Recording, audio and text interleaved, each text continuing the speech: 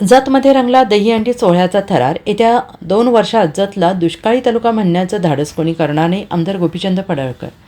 जतला कोणी दुष्काळी तालुका म्हणण्याचं धाडस येत्या 2 वर्षानंतर कोणीही करणार नाही, असं विधान जतचे भाजपा आमदार गोपीचंद पडळकर यांनी केलंय।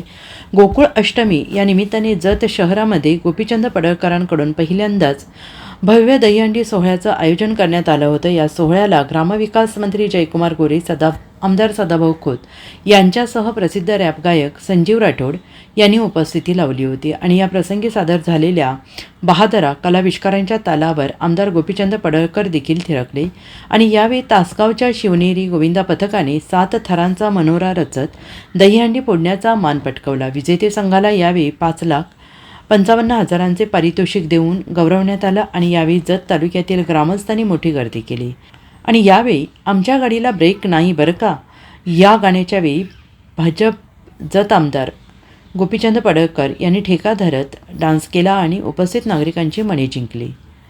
जत शहरामध्ये दहीहंडीचं नियोजन आमच्या सर्व सहकाऱ्यांच्या माध्यमातून आज करण्यात आलं।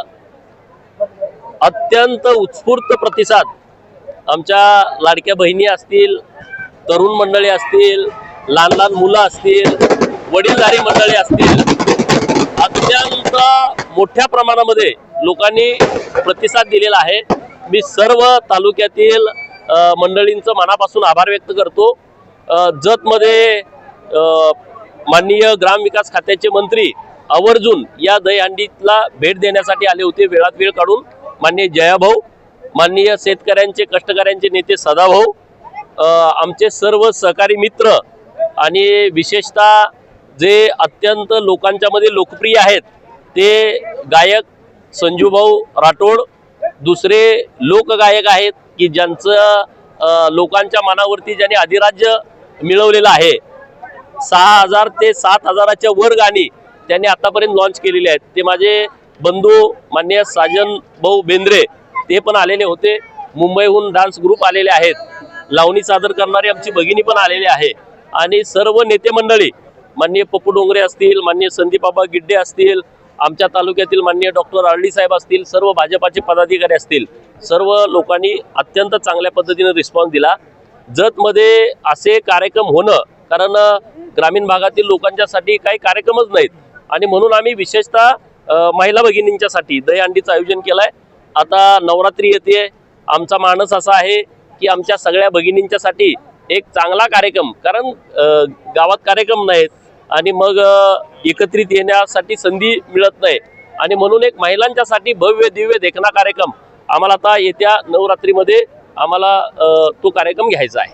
एकेकाळी जतचा दुष्काळ म्हणून होता, पण मी तुम्हाला सांगतोय घेतला आणि हे घेतला, मी जतचा पूर्ण चेहराच बदलून टाकायचा आहे। जतला दुष्काळी तालुका आहे म्हणायची कोणाची हिंमत राहिली नाही पाहिजे। आणखी मला 2 वर्षाचा फक्त वेळ द्या, या महाराष्ट्रामध्ये कोणी धाडस करणार नाही की जतला दुष्काळी तालुका आहे म्हणायचं आणि आमच्या तालुक्यातल्या लोकांच्या मध्ये हिंमत आहे, ताकद आहे, शक्ती आहे, संघर्ष करण्याची प्रवृत्ती आहे, लढण्याची त्यांच्यामध्ये हिंमत आहे।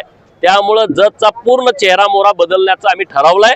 जत शहरामधला चेहरा मोहरा आम्ही बदलतोय आणि तुम्हाला येत्या 1-2 वर्षामध्ये दिसेल। आम्ही नुसतं बोलतोय अशातला भाग नाही, आम्हाला ते कृतीतून साध्य करायचं आहे।